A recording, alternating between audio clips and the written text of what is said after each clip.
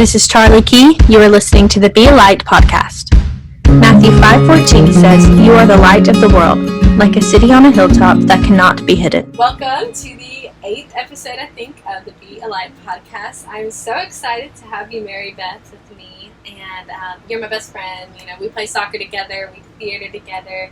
We go to the same school. She's a rising junior. And I am so excited to hear what you have to say. Yes, I'm so glad to be here. I love listening, and so, being on one myself is just so great. So, Well, I knew I had to have you on. Yes. So, even though we're best friends, I'm going to start this podcast off the same way with the question, why? Because I believe it drives us to do everything at 100%. You have the heart of a servant. You do a lot in your community. You lead worship in our school and at church. You run the social media for Life Beats, which is an incredible organization. And you have a stand for orphans through Lifeline Children's Services. So I want to know what your why is. Yeah, so kind of like your sister Kitty said in some of the previous podcasts, I do believe that your why can change as you experience new things, as you get older, as you get involved with new organizations and new people. But I do feel like my underlying motivation will always be to grow God's kingdom and honor Him through everything I do, big or small. So Yeah. And I agree with that because, God can change the desires of your hearts the more you get close to Him. And I think there's a season for everything in life, and you may be doing something in one season and that is all you want to do.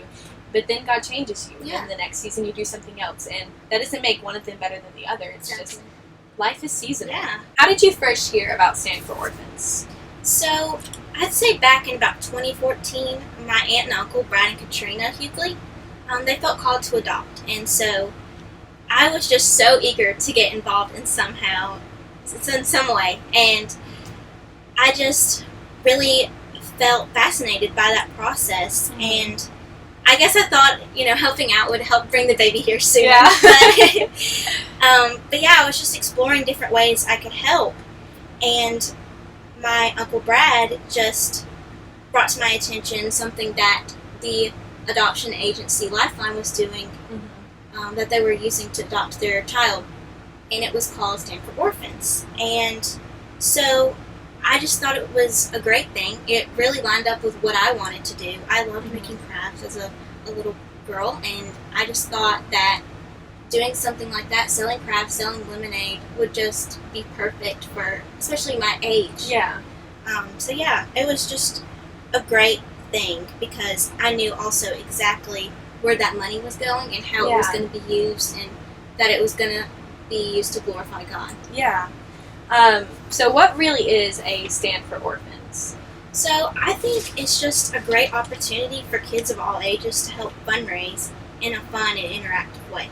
So I think it's great just because you can really customize it to what you love to do. So I like to make crafts, so I make stuff like candles and jewelry and just fun stuff like that. And you can also sell lemonade cookies. It's just whatever your current situation is in life, you can do it on any budget or any size. Mine, has gotten a little bit bigger over the years, but you can really start small, and it's just a great thing for kids everywhere to do. I love how you can make it personal to you and to your community and what you like to do with Stand for Orphans. But if we cannot host a stand, what are some other ways that we can help? Yeah, I'd love for anybody listening to be able to come to mind. Yeah. I'll be there. It's going to be on August 8th this year, and the more people that come, the better. It's always such a fun event just to see people and just to be able to talk to each other and visit. And if you are unable to come, you can also donate online. I have a link on my Instagram page, Stand for Orphans by NB. It's just kind of the page I use to help update people on how the process is going. So there's a link in the bio on that page. And just spreading awareness and learning more about what you can do to impact the lives of orphans and also impact their families. So just spreading that word out. Where does the money that you raise with your stand go? Where does it go to? So at my stand, 100% of the proceeds go to Lifeline's Children's Services, who then turns around and uses it for so many amazing causes. One of them is advocating for orphans and matching them with families. There's so many families who would love to adopt and cannot afford it, because unfortunately adoption can be expensive sometimes. So another great thing is, that money you give can help fund grants to help these wonderful families afford adoption. Another cause is their unadopted program. Unfortunately, there's a lot of kids that age out of these orphanages, and a lot of the times they don't have the skills necessary to be able to make it in the real world. Yeah. So Lifeline is able to give them the tools they need and the training they need to be able to overcome poverty and live the life that they were meant to live. Exactly. That's incredible. So you are also involved with an organization called Life Beats, and you run their social media. So do you want to tell me what that is? Yeah. Life Beats is just an amazing ministry who really focuses on empowering women in Uganda by giving them sustainable jobs. So, unfortunately, a lot of women in Uganda are forced to go into these business practices that are just not okay. Sex trafficking is very real there, and unfortunately, a lot of the time when they're trying to support their families, they can fall into that. And so Life Beats comes in and gives them the opportunity to make money and have a great livable wage doing something that they can feel proud of. So making this jewelry, and then of course we get to wear the beautiful jewelry, so it benefits everybody. It's a unique organization, and that's what I love about it. And also, like you said, it not only helps people in the U.S. have jobs, like your aunt, she works with them, but it gives jobs to women in other countries as well. Yeah, it's great.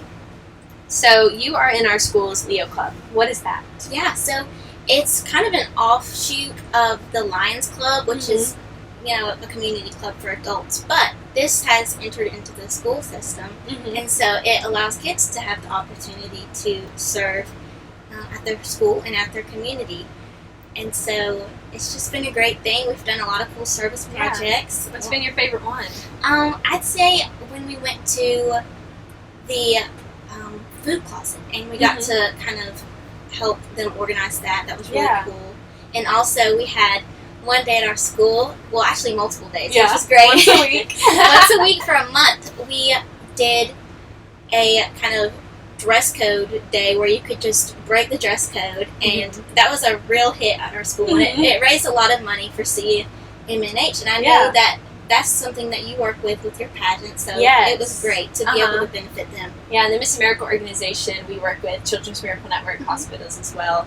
And also by breaking dress code, at our school we're not allowed to wear leggings or like sweatpants on a daily basis. So with this fundraiser, we were able to wear sweatpants. So that's what we mean by that. So we play on the same soccer team. You're a great CDM. Thank you. So when you're playing soccer, what motivates you to play to the best of your abilities? I'd say that what motivates me is trying to be the best player that I can be personally, because I'm pretty new to soccer, and so it's easy for me to sit there and compare myself with girls that have been playing their whole life and are just so incredibly good. So I have to sit there and remind myself, you're not going to jump up to their level right away, but you have to focus on what your skills are now, and you have to improve those one by one, and eventually you might can get there if you work hard enough. And just enjoying it, and having fun, and hanging out with your teammates, and making those bonds, because if you don't like it in the first place, it's hard to get better at it. Yeah, exactly. And I know for me at least, like, this team has become like a second family for me. And so just getting to play with them is awesome. And what you were saying about like comparing yourself to other people, it's like comparison to me like destroys unity. Yes. And if we're constantly comparing ourselves to each other on the same team, then we're not going to play well together. Exactly. We're going to be divided, but we have to actually learn how to play as a team and just everyone play to the best of their abilities, and then that's how we're going to succeed. Yeah. So not only do you serve your community, but you're also very involved with musical theater. We've done many plays together. So when did you start performing? I believe it was around 5th grade, and my school was doing Once Upon a Mattress, and that's kind of like a funny spin-off of Once Upon a... what is it called? Once Upon I don't even know what it's called. It's like... It's the girl that she sleeps in the bed if there's a pee at the bottom, and she feels she's a princess because she feels it in the mattress. Yes. But I don't know what it's called. Princess in the Pea. That's it. That's it. Anyway. But yeah, I fell in love because I always loved to sing, but I really got to try the acting side of things. And interestingly enough, you probably don't even know this, but what made me want to do this was watching you and your sister Kitty at the New Horizons shows. I was like, wow, I want to do that. Gosh. So yeah, that's really how I fell in love with it. And then seeing Kitty on stage performing with me, like in that show, was just like mind blowing. So I love that. Funny. That is so, well, I'm glad we could inspire you. That is so funny. So what has been your favorite role to play? I'd definitely say Babette. And I think that you would agree that Beauty and the Beast was the most fun show that we've ever done at our school. It was just so exciting, and the dancing was, it pushed me, but not you the best did dancer. So good as Babette. You really did. It was so fun to watch you just totally kill that role. Like, you were the best one I've seen. It was, thank you. It was definitely outside of, my comfort zone, because I'm definitely not as, flirty as Babette, but you did so good at it. That's why I was so shocked. Yeah. You did so good. Thank you. And I love our, in the dressing room of that show. Yes. We listen to Barbie Princess songs. I'm just like you. That's definitely the best part of theater, in my opinion, is the dressing room. Yeah. So not only do you use your singing gifts with theater, but you also lead worship at church and at our school's praise band. So what's your favorite part about leading worship? Yeah, so I really love leading worship because you have the opportunity to help people feel welcome. And most of the time at church, the music is the first thing that you hear when you walk through the door.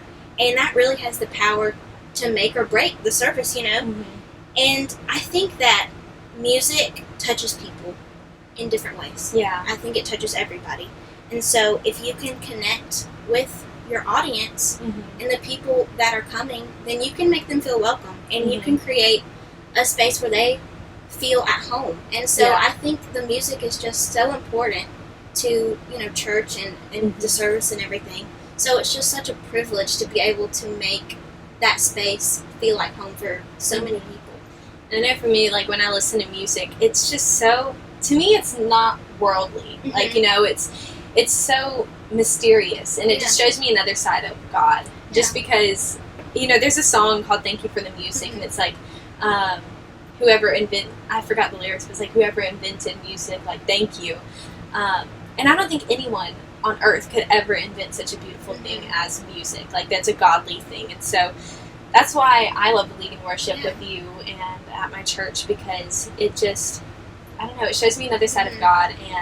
And some people don't connect well in like a small group or something where they have to talk, but they connect well with God when they are worshiping and singing songs. And I feel like everybody can connect because, there's all types of music. And so people can kind of appreciate music, and kind of we can find a unity when we're singing and praising, together, because everybody relates to music in some way. Yeah. So I just love that. Absolutely. So, you and your family travel to a lot of cool places. Like, y'all were just in Maine and Utah. So, what is your favorite thing about traveling? I'd have to say that it's always a nice rest from what's going on at the moment. As you can tell, I do stay fairly busy, so I always think it's so important to take breaks and keep yourself from getting burned out, because, I don't know, it's just always a nice time to focus on God and be still with Him and really learn who He is and just be still in His creation, because I feel like now we're always bombarded with all of this teaching and people on TikTok, God hates when you do this, God loves you if you do this, if you do this, then you're going to hell. But like, when you sit there in His creation, all of that goes away, and all you have is clarity. Yeah. And it's just such a great time to just sit and reflect and really understand who God is. Yeah. And to me, like, being in nature, it's like, it just shows me another side of God, and it just brings me closer to His presence. And I feel that, things like social media and TikTok where everybody's making all these videos where they're preaching and stuff, I think it can be good, but there's also, you have to learn how to discern what is truth and what is not and line it up with the Bible's truth, because it, there are some people on there who will go on there and say, like, if you do these things, you're going to help, but Jesus died for us. Yeah. Jesus died to save us, and I think sitting in nature and just, looking at his beautiful creation and thinking that he thought the world needed one of you too, that just shows how much he loves you. It's just a great reminder of who he truly is. And there's nothing like it when you can personally connect with God and you're not living through somebody else's faith. Exactly.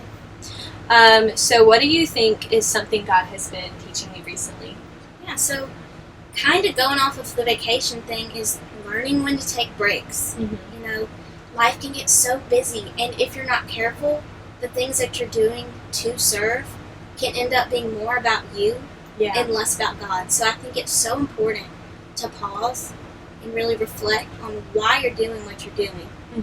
Because otherwise it can just become futile. I mean, I find that when I'm not close to God, I fall apart, and it's hard for me to continue to do the things I love doing because I don't even know I'm doing them anymore. Yeah. So just being intentional to take the time to reflect on your mental health, your physical health, your spiritual health is so important if you want to continue to serve in the areas you serve. Absolutely. I totally agree with that. And, it kind of goes back to your why, growing the kingdom of God. And I think if we're not pursuing Jesus, then how are we supposed to serve him, and how are we supposed to grow his kingdom? And if we get so tied up in what we're doing and we forget about why we're doing it, which is to grow God's kingdom, then we become, like you said, we become burnt out, we feel tired, and it just seems like we're just doing a to-do list and there's no heart in it anymore. And so it's important to take breaks like that and just slow down and remember why you do the things you do in the first place. You radiate so much joy in everything you do, so where do you find your joy? So I believe that all joy comes from God and only God, and I just think that's so obvious because it's God's joy that keeps me going, even when I'm dealing with something very difficult within one of the areas I serve. There's always so many times where, it's easy to give up, and it's easy to give in to the temptation that, this is not what you're supposed to be doing. But it's God's joy that sustains you, even when things are difficult, because just thinking something's fun is not going to help sustain you and keep you going through that when things get difficult. So spending time in God's Word and really having a close relationship with him is so important because he gives you the joy that you need to keep going in life, and that's what sustains you. Absolutely. And I think a lot of times we confuse happiness with joy because to me happiness is more of a feeling and then joy is like a state of mind, if that makes sense. If we're going through something hard in the Bible, it says to rejoice in your trials and your tribulations. If we're going through something hard, it's easy to sit in that hard time and think that I have no joy. But if we look ahead to the blessings, we know that God's going to bring us through the pain, then we have joy because we're looking to him, and we're not looking to what the world tells you. The world tells you your situation's awful, but you know that God is going to make you stronger through that. Exactly. And those are the times that shape you as a Christian. Again, like Kitty was saying in a previous podcast, it's how you face those trials that really define who you are as a person. So I think it's always important to seek God because it's impossible to do it on your own. Exactly. So I love the Enneagram because, and the Enneagram is like a personality test kind of, and there are 9 different types, and there's psychology behind it. And I love it because I think it can be a good tool to make yourself a better version of yourself because it helps you, kind of find out who you are and why you think the way you think. But it can also become a bad thing when we use it as an excuse. Like I'm an Enneagram 7, so that means I'm an entertaining optimist. I say yes to almost everything, and that is true. I can 3 plays at one time, and I can be kind of scattered sometimes. And so that would just be like me saying, oh, I can't help it. I'm scattered. I can never be organized. I'm just a 7. So we can't use it as an excuse. And also saying yes to everything can be a bad thing. I've had to learn how to say no, and I think after taking the Enneagram test, I realized that I tend to say yes to almost everything, and so I learned how to say no to things that I know I don't have the time for. Yeah, so it can be helpful. Yeah, so what is your Enneagram? I'm a type 3, and that's the achiever, and Truity.com describes it as being self-assured, confident, assertive. They are defined by their desire to be significant and to distinguish themselves through their achievements. And so hearing that for the first time, I was like, sweet, awesome, like, yay. But then I scrolled down to the weaknesses of 3, and it says 3s can be extremely jealous and view every interaction in terms of a competition. They begin to fall into despair and shut down when they do not have the approval of others. And so then I was so upset. I was like, you know what, that's so true. And I just felt so defeated. And I think if we're not careful, it's easy to let this thing on the internet define you. Yes, it can be very helpful in identifying your strengths and weaknesses, but at the end of the day, you are not what the internet says you are. You are what God says you are, and that's what your life is defined by. So I think with the Enneagram, it's just important to look at it in a positive way, and not something that can send you into the mindset of despair or coming up with excuses for every single bad trait. Because at the end of the day, God can change your bad traits into good traits. And yes, you will always have bad traits, but you can't let it get you stuck in a mindset. Exactly. And, you know, I think it's a good thing when we use it as a tool to help us to become better. But if we're using it to tear ourselves apart and to say, I'm just a horrible person, then that's when you just need to stop looking at it, because it just depends on how you interpret it and how you use it. Or you can even, you know, take it into places where it's not meant to be. I mean, a lot of churches now are doing that instead of Bible studies. So I always think, like, it's so important to just focus on what God says you are and kind of leave some of that behind sometimes. Yes, it can be good, but, you know, always remember who really defines you. Exactly. And I think it can also be a good tool to, like, help you work well with others. Yeah, I do agree with that. It helps me understand other people who aren't like me. It helps me understand them and how to work well with others and how to communicate with them better based on their Enneagram, which your Enneagram doesn't define you, of course, because God defines you, and every person was made uniquely. And so you can't put people in that kind of box, but it can be a tool to help you it is helpful sometimes. I do agree with that. I've learned how to work with people, you know, a lot better. Exactly. So if you could give advice to our generation, what would you tell them? I'd say please get involved. It's just amazing how pursuing your passions and getting involved with new groups of people and organizations can open up so many doors in your life. Like doing my first stand however many years ago, you know, evolved me into the person I am, to where I have the confidence to say yes to some of these other you know, service areas in my life.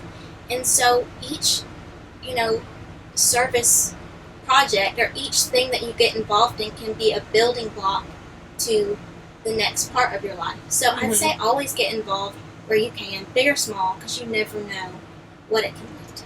Exactly. And I think it can be easy to just, you know, it's good to take a rest sometime and just sit around home and have a lazy day. But, like, I think if you have too many days where you're just sitting at home, you start to wonder, you know, what is my purpose in life? You know, I'm just sitting here scrolling through TikTok and just watching Netflix all the time. I'm so guilty of that. And sometimes it takes just stepping out and getting involved in something new that you never even would expect yourself to get involved with, and just trying different things and seeing what clicks with you and seeing what you have a passion for, because you're not going to know what your passion is unless you get involved with things. So I think that's really good advice. And I've tried some things and I hated them and I moved on, but I learned, you know, I don't like that. But then I've tried things like, for instance, with soccer.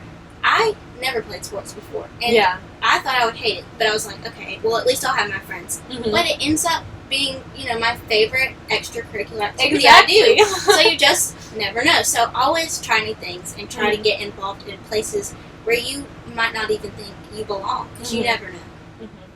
And I think truly, you know, being a light for Christ comes with being confident in who He made you to be, and by pursuing Him and pursuing the plan that He has for you. And if you're not going out and trying new things, then it's hard to find those areas where you can shine His light. and with people. You never know what people you can reach, and you never know who's going through a hard time or who needs you. And so when you go out and meet new people, you never know what impact you can have on somebody else's life. Exactly. Also. Exactly. Well, thank you so much for joining me. You just had so much truth to share, so much wisdom, and I see God in you and everything that you do. Thank you. And you're just a genuine person. Me too. And I'm so excited for everyone to hear. Yes, me too. So thank you. Thank you for listening to the Be Aligned podcast. Join us every week for a new episode.